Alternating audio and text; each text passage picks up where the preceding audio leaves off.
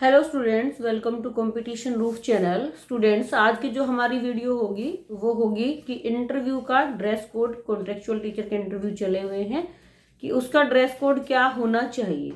तो dress code के बारे में बात करूंगी, प्लस आपको अपने डॉक्यूमेंट किस प्रकार से लेकर जाने हैं ये भी आपको पता होना चाहिए।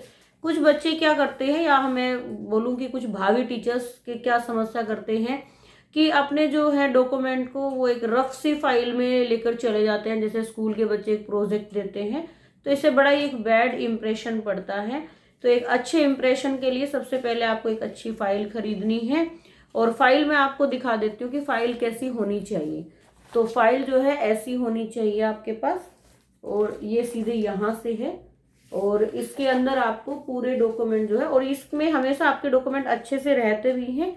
इसके अंदर जो आपके डॉक्यूमेंट रहेंगे वो सेफ रहेंगे और प्लस अच्छे से भी रहेंगे। इसके अंदर जो है एक एक इस प्रकार से आपके अंदर पन्ने होते हैं, जिसमें आप जो है अपने सारे ओरिजिनल डॉक्यूमेंट लगा सकते हैं।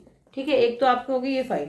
यदि आप ये फाइल नहीं खरीद सकते हैं, 250 से 300 रुपए की ये फाइल आती है, यदि चलो आप नहीं खरीद सकते हैं तो एक फाइल ऐसी आती है जो बंद हो जाती है बटन लग के, है ना। मतलब आपको फाइल ऐसे, आपको अपने डॉक्यूमेंट ऐसी फाइल में रख के लेके जाने हैं जिसमें से वो कहीं निकले ना, गिरे ना, उड़े ना, या फिर इंटरव्यू पैनल के सामने आपकी जो फाइल है उल जुलूल ना लगे कि इनको तो मैनेजमेंट ही नहीं आता, इस तरीके की चीजें ना लगे। ठीक है, तो फाइल में अच्छे से डॉक्यूमेंट आपको रखने हैं। ओरिजिनल आपको फाइल में लगा के रखने हैं। जो आप एक एक बंच बनाओगे वो आप पीछे की साइड लगा सकते हैं, क्योंकि जब आपका वेरिफिकेशन होता है आपके ओरिजिनल डॉक्यूमेंट से होता है। यदि आपके पास एक्सपीरियंस लेटर है तो आप उसे भी लगा लीजिए। यदि आपके पास एक्सपीरियंस लेटर नहीं है तो घबराने की जरूरत नहीं है। कभी ना कभी व्यक्ति का पहला एक्सपीरियंस तो होता ही है, इससे कोई डरने की जरूरत नहीं है। आपका कॉन्फिडेंस, आपकी सब्जेक्ट पे पकड़ कैसी है ये बहुत मायने रखता है। इंटरव्यू पैनल वाले भी आपका कॉन्फिडेंस देखते हैं, आपके सब्जेक्ट पे पकड़ कैसी है ये देखते हैं। तो ये कोई ज़रूरी नहीं है कि आपने बहुत ज़्यादा आपके पास एक्सपीरियंस है लेकिन आप इंटरव्यू पैनल के सामने पढ़ा ही नहीं पा रहे हो, तब आपका बैड एक्सपीरियंस हो जाएगा। खाली एक अच्छे एक्सपीरियंस की वजह से आपको नौकरी नहीं मिलती है। तो आप पहले तो खुद के ऊपर भरोसा रखिए, अपना डेमो लेसन तैयार रखिए और घर पे एक दो बार उसकी प्रैक्टिस करके जाइए।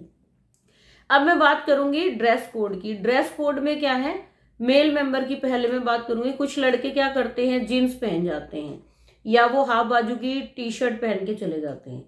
तो ये एक फॉर्मल ड्रेस में नहीं आता है, ये ध्यान रखना, ये फॉर्मल ड्रेस में नहीं आता है। फॉर्मल ड्रेस में आपका जो आता है ट्राउजर आता है ना। ट्राउजर आता है, फिर आपको अच्छे से आपका जो शर्ट है वो फुल बाजू की होनी चाहिए। हाफ बाजू की शर्ट भी फॉर्मल में नहीं आती है। केवीज के प्रिंसिपल इसके लिए लेटर तक निकाल देते हैं, ये मैं आपको बता देती हूँ, मैंने अपनी आंखों से ये चीज देखी हुई है।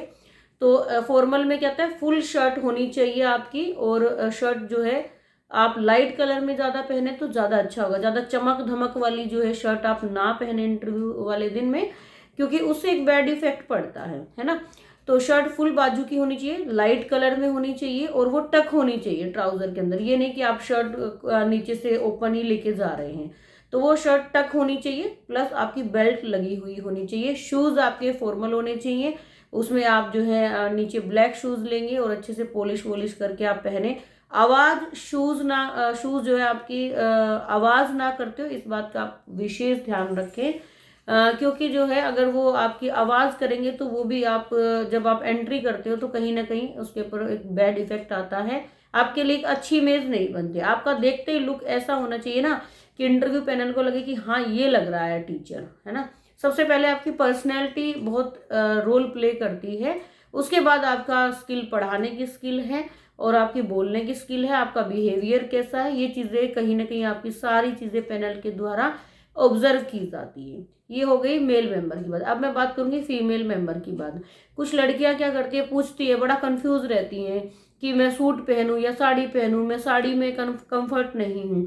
देखिए, वैसे तो मैं बोलूंगी केवी में साड़ी का कल्चर है, साड़ी को प्रेफर किया ही जाता है। यहाँ पे ACDC की जब भी विजिट होती है या जब भी इंस्पेक्शन होता है तो ज़्यादातर वो साड़ी में ही होती हैं। और जब हम टीचर्स भी जब कहीं ऑफिशियल जा रहे होते हैं तो तब भी हम साड़ी को ही केवी में प्रेफर दिया जाता है।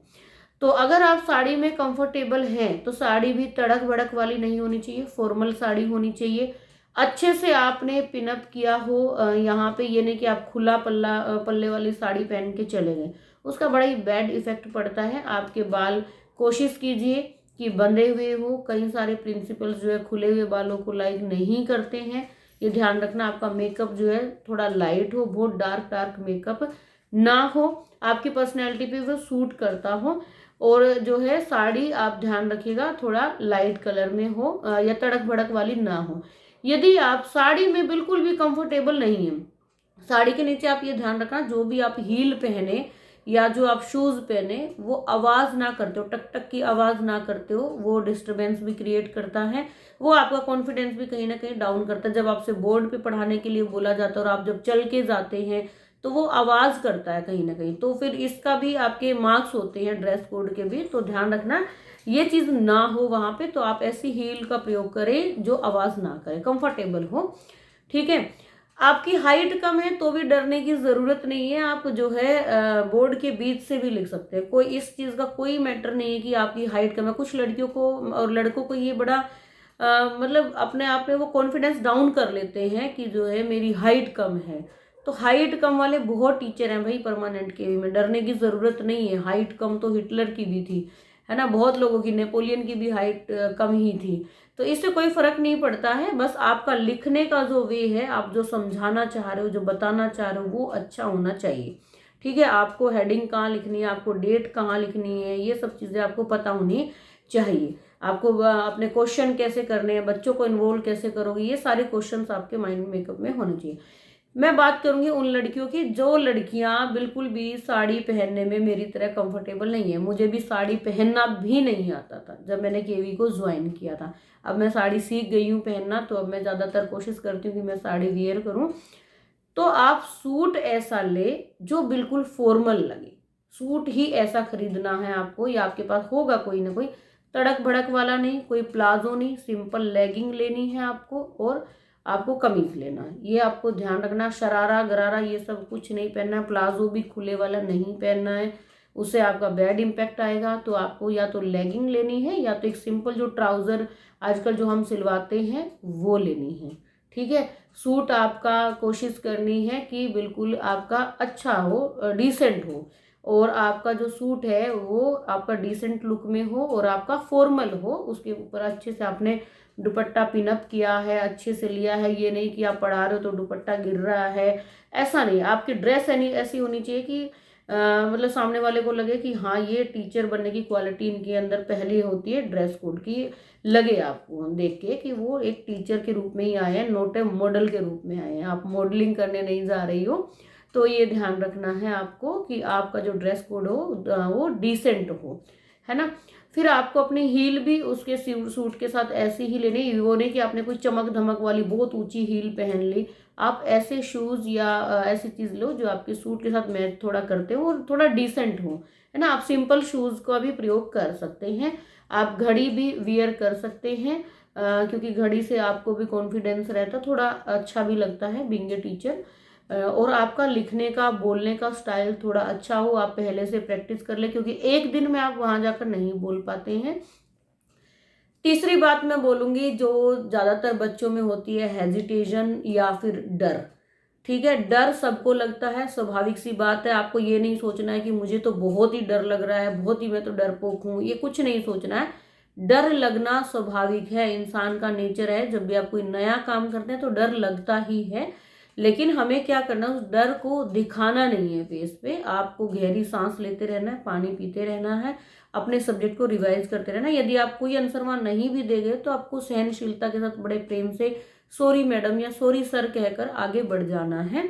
और ऐसा तो है नहीं कि आप सारे क्वेश्चन का आंसर नहीं दे पाओगे, कोई एक आध क्वेश्चन का आंसर आप नहीं भी दे पाओगे, तो आपको उस डर को अपने फेस पे नहीं लाना है और आपको एक पॉजिटिव वे में ये बोलना है कि मैं कोशिश करूंगी कि सर इस चीज को जानने का प्रयास करूंगी।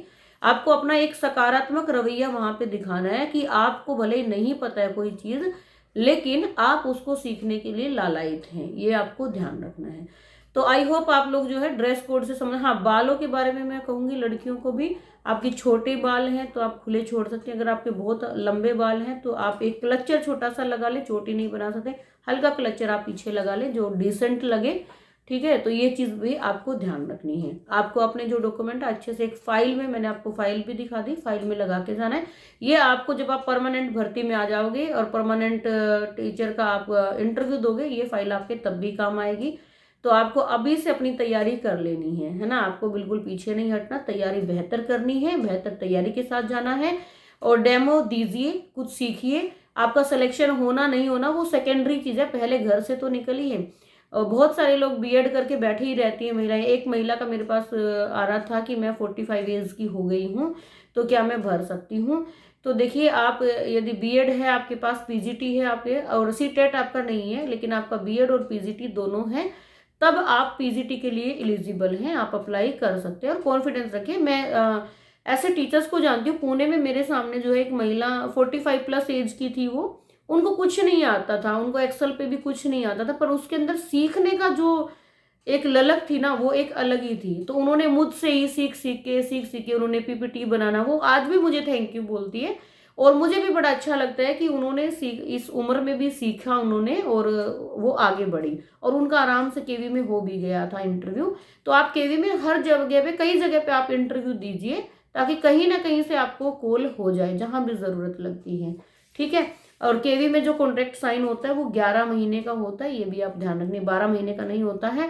बीच में मई जून की जो छुट्टियां आती है उसमें आपको सैलरी नहीं दी जाती है, ये भी मैं आपको बता देती हूँ।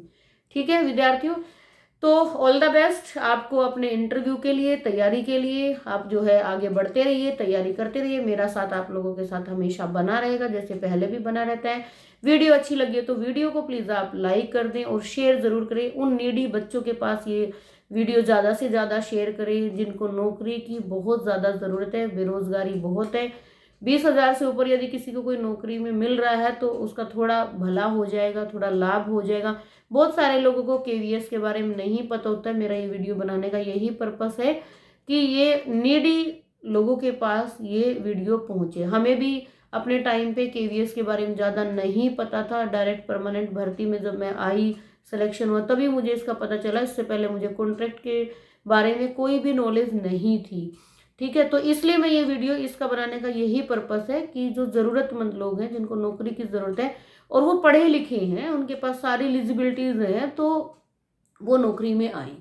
ठीक है विद्यार्थियों, मिलते हैं अगली वीडियो में कुछ अच्छे के साथ, कुछ नए के साथ। तब तक के लिए जय हिंद, वंदे मातरम, नमस्कार।